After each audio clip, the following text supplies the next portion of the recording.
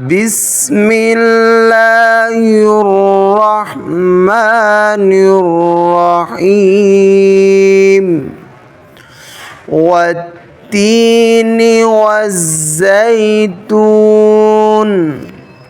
وطور سينين وهذا البلد الأمين لقد خلقنا الإنسان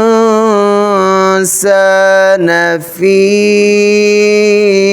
أحسن تقويم ثم رددناه أسفل سافلين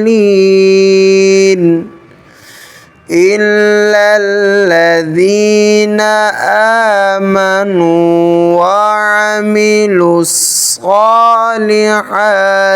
فلهم أجر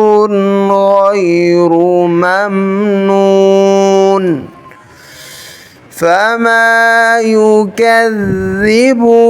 بعد بالدين أليس الله بأحكم الحاكمين